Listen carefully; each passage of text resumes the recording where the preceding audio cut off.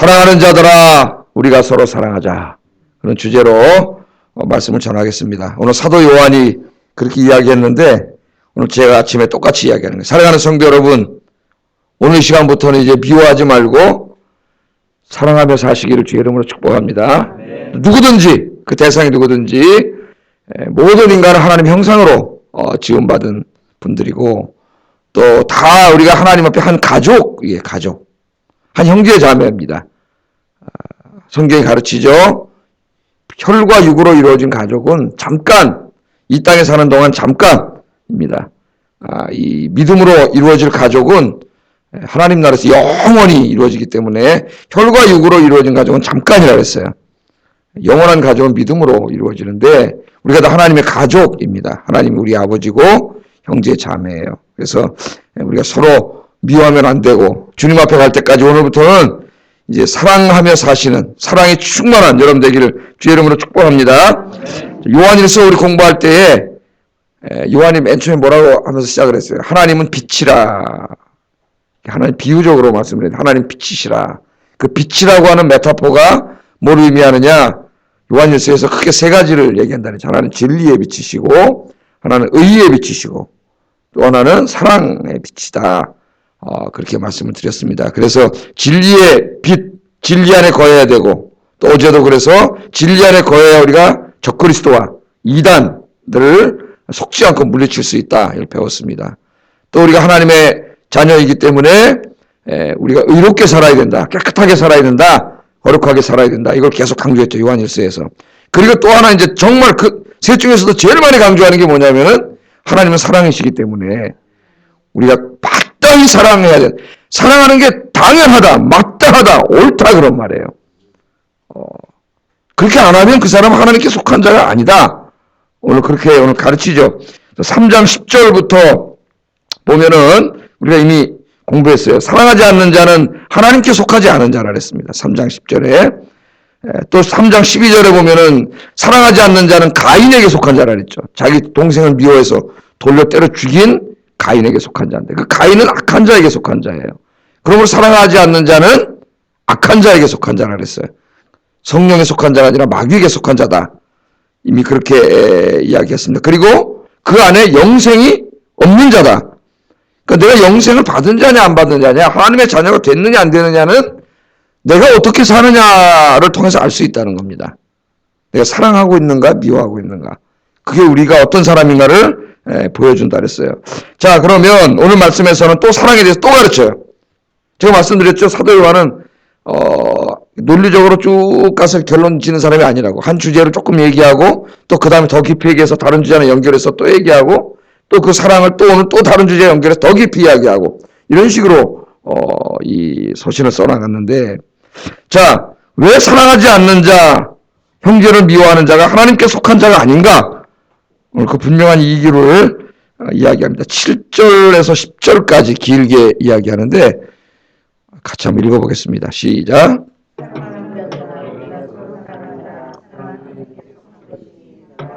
하나님으로부터 나서 하나님을 알고 사랑하지 아니하는 자는 하나님을 알지 못하나니 하나님은 사랑이심이라. 하나님의 사랑이 우리에게 이렇게 나타난 바 되었으니 하나님이 자기의 독생자를 세상에 보내심은 그로 말미암아 우리를 살리려 하심이라. 사랑은 여기 있으니 우리가 하나님을 사랑한 것이 아니요 하나님이 우리를 사랑하사 우리 죄를 속하기 위하여 화목제물로 그 아들을 보내셨습니다. 아멘. 왜 사랑하지 않는 자? 왜 사랑하지 않는 자는 하나님께 속한 자가 아닙니까?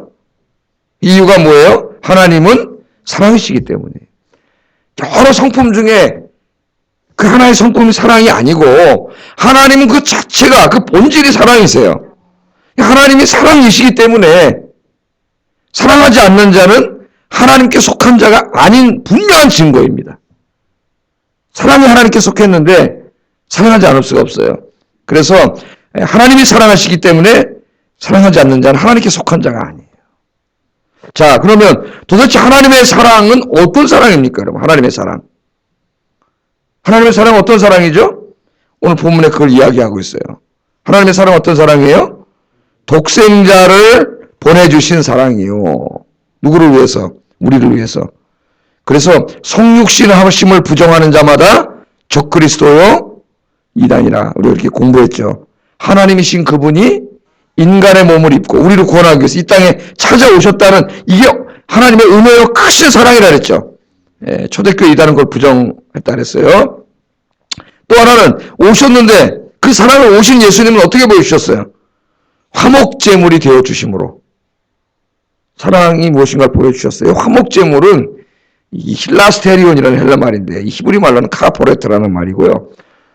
저희 미국에서 그 석사 논문을 쓸 때 이 카포레트라는 말, 이 화목제물을 로마서에서 연구를 했는데 이게 뭐냐면은 그 하나님 앞에 구약 시대에 보면은 이렇게 이제 그 제단에 제사를 지내잖아요. 지성소에 제사를 지내면은 그 법궤가 있고 법궤 뚜껑이 있어요. 뚜껑, 언약궤 뚜껑. 그 뚜껑의 양쪽 손잡이가 천사로 이렇게 되어 있습니다. 천사로 이렇게 되어 있고 그 뚜껑이 있는데 그 언약궤의 뚜껑에다가 뭐냐면 속죄, 우리 그 예수님의 피를 상징하는 동물을 잡아서 속죄의 삐를 거기다 뿌리는 속죄소예요. 속죄소. 그리고 우리의 죄가 용서되는 거죠. 그러니까 그 뭐예요? 우리가 받아야 될 형벌을 누가 받은 거예요? 구약시대에. 동물이 받은 거죠. 동물이 받고 죽은 거예요. 그거는 동물이 무슨 죽었다고 우리 죄가 용서되나요? 그건 하나의 상징이죠. 뭘 상징하고 있는 거예요? 먼 훗날 이렇게 우리를 위해서 대신 하나님의 형벌을 받으시기 위해 하나님의 아들이 오실 것임을 상징한 거죠. 상징한 거예요. 그러므로 구약시대 사람들은 예수님이 어떤 분인지 정확히 알지는 못했지만은 말씀대로 그 동물 제사를 지냄으로 사실은 예수님을 믿고 예수님의 공로로 구원받은 거지 무슨 동물 제사 때문에 구원받은 게 아니에요. 그건 하나의 믿음의 행동이죠. 그 예수님이 지금 여기 화목제물, 그 힐라스테리온이 됐다는 겁니다. 화목제물이. 그러니까 뭘 말하는 거예요? 내가 받아야 될 죄의 형벌을 하나님은 공의 하나님이기 때문에 제가 여러 번 설명했죠. 사형수에게 너 무죄 그러면 그 하나님 불의한 하나님이시라고 사형을 내려야 되는데 그리고 집행해야 되는데 그걸 우리에게 내리지 않고 외아들이신 예수님이 이 땅에 인간의 몸을 입고 오게 하셔서 화목제물이 됐다는 말은 우리의 형벌을 그분이 받게 하셨다는 거예요. 그게 뭐예요? 그게 십자가지 않습니까, 여러분? 이 십자가에 대해서 십자가를 제사용으로 설명하는 성경이 히브리서 제가 한 70회에 걸쳐서 수요일 날 자세하게 강의를 했는데, 자, 그러니까 하나님이신 그분이 우리를 구원하시고 우리 죄를 사하시고 구원하기 위해서 인간의 이 불편한 몸을 입고 하나님이 오셔서 우리가 당해야 될 형벌을 십자가에서 대신 당하신 거예요. 그러니까 하나님의 사랑은 뭐냐? 가장 소중한 외아들을 주시는 사랑입니다. 그럼 예수님의 관점에서 보면 예수님의 사랑은 뭐예요? 우리를 위한 사랑은 자기의 목숨을 준 사랑이에요. 자기의 생명을 준 사랑. 자, 하나님은 사랑이기 때문에 잘 이 논리를 생각해 보세요. 하나님은 사랑이세요. 그 사랑하지 않는 사람은 하나님께 속한 자가 아니에요. 그가 사랑하지 않고 자꾸 남을 미워하고 싸우고 남 엄담하고 헐뜯고 이렇게 살아간다는 것은 그 사람 자체가 이게 하나님께 속하지 않았다는 걸 보여줘요. 그 행동이. 그 하나님의 사랑, 하나님 사랑이세요. 그 사랑이 어떻게 나타났습니까? 그 사랑이 어떤 사랑입니까? 우리를 너무 사랑하셔서 외아들을 보내주신 사랑이고 또 자기 생명을 주신 사랑이에요. 자기 생명을 주신 사랑. 그게 바로 하나님의 사랑이다. 그렇게 얘기합니다. 이 하나님의 사랑으로 저와 여러분이 구원받게 된 줄로 믿습니다. 그래서 이 하나님의 사랑으로 구원받은 사람은 그 안에 뭐가 거하게 되는 거예요? 하나님의 사랑이 거하게 돼요. 그 엄청난 사랑으로 구원받았기 때문에 하나님의 사랑이 거하게 돼요. 그래서 그 하나님의 사랑이 거하게 된 사람은 사랑하면서 살게 됩니다. 사랑하면서. 오늘 이 아침에 여러분 오늘 하루를 시작하는데 나 같은 죄인 구원하시기 위해서 독생자를 보내주신 하나님의 사랑, 자기의 생명을 화목제물로 드려주신 예수님의 사랑을 오늘 기억하면서 감사와 사랑이 충만한 삶을 사시기를 주의 이름으로 축복합니다. 그럼 여러분 모든 면에서 건강해지고 행복해져요. 감사와 사랑이 가득한 삶을 살아야 된다. 자, 그러면 이렇게 하나님의 크신 사랑을 받은 사람은 어떻게 해야 되느냐? 마땅히 다른 사람을 사랑해야 된다고 이야기합니다. 11절 같이 한번 읽어보겠습니다. 시작.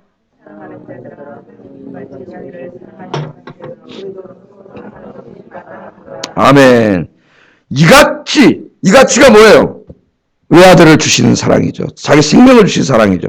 이런 사랑을 우리가 받았기 때문에 우리도 다른 사람을 이같이 사랑하는 게 마땅하다 이 말이에요. 마땅하다.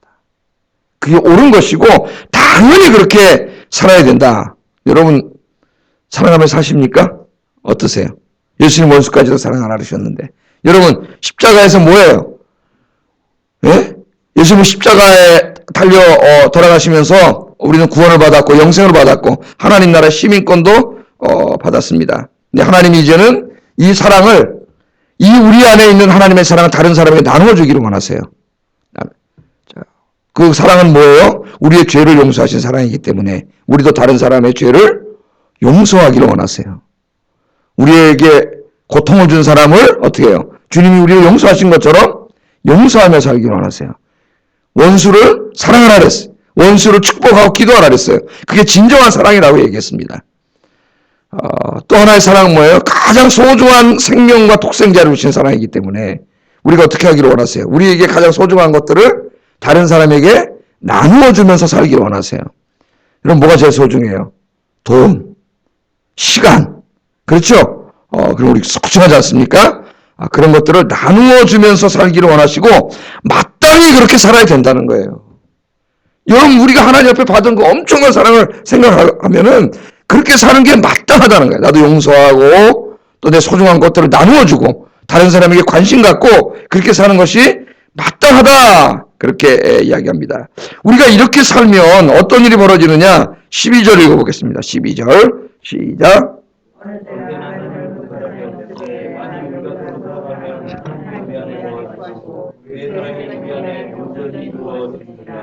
아멘. 자, 이 말씀을 보세요. 어느 때나 하나님을 본 사람은 없습니다. 그죠? 우리가 세상에 나가서 아무리 얘기해도 하나님 그 사람 보지 못했잖아요. 하나님은 있기는 어디 있어? 하나님은 보이지 않으세요. 그런데 그 하나님을 세상에 보여줄 수 있는 길이 있어요. 우리가. 그게 뭐예요? 그 다음에 뭐가 나옵니까? 우리가 서로 사랑하면 우리 안에 하나님이 거하세요. 사랑으로 하나님의 사랑이 거하세요. 그래서 어떻게 돼요? 그 하나님의 사랑이 우리 안에서 온전히 이루어져. 이게 무슨 의미일까요, 여러분? 네. 십자가를 통해서 하나님의 사랑이 나타났잖아요. 그 십자가의 사랑을 통해서 구원했지 않습니까? 그 구원이 이루어지려면 어떻게 돼요? 많은 사람들이 예수님을 믿고 구원을 받아야 그 십자가의 그 사랑이 완성이 되는 거죠. 근데 그걸 우리가 복음을 전함으로써도 이룰 수 있지만 오늘 사도 요한은 어떻게 하라고요? 서로 사랑함으로 이룰 수 있다는 거예요. 우리가 서로 우리 교회 안에서요. 우리끼리 서로 사랑하면은 세상 사람들이 우리 교인들의 삶의 방식을 보고 저 사람들은 우리랑 다르게 사네. 우리 서로 자기 거 더 먹으려고 싸우고 그죠? 뭐 쓰레기 하나 진짜 거기다 놓은 것 때문에 그것도 우리 옆에다 왜 놨냐고 싸우고 주차한 것 때문에 싸우고 양보하지 못하고 싸우고 그러던데 교회 갔더니 저 사람들은 다 양보하고 막 서로 나누어주고 자기 돈도 주고 막 이렇게 사는 걸 보면서 누굴 본다는 거예요? 바로 그 사랑을 통해서 사랑이신 하나님을 보게 된다는 거예요. 오늘 여러분 세상에 나가시잖아요. 나가셔서 여러분도 많은 사람 만나지 않습니까? 안 믿는 사람들. 세상에 나가면 다 안 믿는 사람들이죠. 그 사람들에게 여러분이 이 하나님의 사랑을 작은 것부터 베풀어 주는 거죠. 뭐 커피라도 하나 이렇게 자판기 가서 뽑아다가 오늘 굿모닝 그러면서 커피 한 잔 드세요 갖다 준다거나 조금 어려운 일이 있을 때 내가 좀 도와줄게 도와준다거나 그죠? 이렇게 하면서 하나님의 사랑을 나누어 줄 때 하나님은 보이지 않아. 아무도 하나님 보지 않았지만 저 사람 보니까 교회 다니는 사람이 하나님 믿는 사람이에요. 그걸 보고 뭘 알게 되냐? 하나님이 정말 계시는구나. 하나님은 안 보이지만 우리의 사랑의 행위가 하나님을 보여주게 한다는 겁니다. 여러분 가정에 가서 그렇게 하면은 안 믿는 가족들이 예수 믿게 되고 여러분 친구 모임에 가서 그렇게 하면은 친구들이 하나님을 보게 되는 거예요. 그래서 우리 안에 계신 하나님의 사랑이 온전히 어떻게 되는 거예요? 이 사랑이 이루어지는 거예요. 하나님의 사랑이 십자가의 사랑이 헛되지 않게 하세요. 우리가 사랑하지 않으면 이 십자가의 사랑이 헛돼요. 이게 이루어져야 되는데 완성돼야 되는데 오늘 나의 자그마한 사랑의 실천을 통해 여러분 하나님의 사랑이 점점 이루어져 가게 하는 여러분 되시기를 주의 이름으로 축복합니다. 그래서 요한복음 13장 34절 35절에 이 사도 요한이 이렇게 얘기했죠. 새 계명을 너희에게 주노니 서로 사랑하라. 내가 너희를 사랑한 것 같이. 사랑의 방식을 가르쳐줬어요. 내가 너희를 사랑한 것 같이. 그래서 생명을 주신 것 같이 그런 말이죠. 너희도 서로 사랑하라. 너희가 서로 이렇게 사랑하면 이걸 보고 모든 사람이 너희가 내 제자인 줄을 알리라. 아멘. 하나님은 사랑이듯이 하나님의 자녀들도 사랑이어야 합니다. 하나님이 사랑이듯이 하나님의 자녀들의 삶의 방식도 사랑이어야 하고, 무슨 일을 하든지 사랑이 아니면 다 의미가 없어요. 고린도전서 13장에 이야기했죠. 내가 천사의 말을 하고, 예? 환상하고 산을 옮길 만한 믿음이 있고 내 몸을 불살라 내어줄지라도 사랑이 없으면 내게 아무것도 아니요 소리나는 구리와 울리는 꽹과리가 된다. 아멘. 아무리 그 사람이 이 일하고 저 일하고 교회에서 뛰어다니고 막 이렇게 하는데 사랑이 없으면 그 다 시끄러운 소리에 불과하다는 거예요. 아무것도 아니라는 거예요. 우리가 서로 사랑하며 살기만 해도, 교회가 공동체를 이루어서 자기들끼리만 사랑하며 살기만 해도 세상이 우리의 삶의 방식을 보고 하나님을 알게 된다는 거예요. 하나님을. 근데 우리가 다툰다고 생각을 해보세요. 싸우고 맨날 기독교인들이 성 말아가지고. 하나님은 보겠어요? 교회 안 오는 거예요. 어느 날 또 교회로 우연히 왔어요. 한번 가보자 그러고. 왔더니 교회 안에 있는 사람들이 보니까, 맨날 서로 보니까 뒤에서 남 얘기나 하고 헐뜯고 흉보고 싸우고 이러고 댕겨. 이걸 보고, 야, 여기 하나님이 없구나. 하나님 사랑이라 그랬는데 교회 떠난다는 거예요. 그러니까 공동체가 그렇게 되면 교회가 붕하지 않습니다. 누가 거기 와서 있겠어요? 다 떠나게 돼요. 그래서 이 공동체가 정말 좋아야 돼요. 교회 공동체. 좋은 공동체를 만들어야 돼요. 그걸 사랑하는 거예요. 서로 헐뜯고 비난하고 흉보고 이런 게 아니라 서로 약함을 덮어주고, 그렇지, 우리 약하지 않은 사람이 어디 있어요? 허물이 없는 사람이 어디 있습니까? 다 허물이 있죠.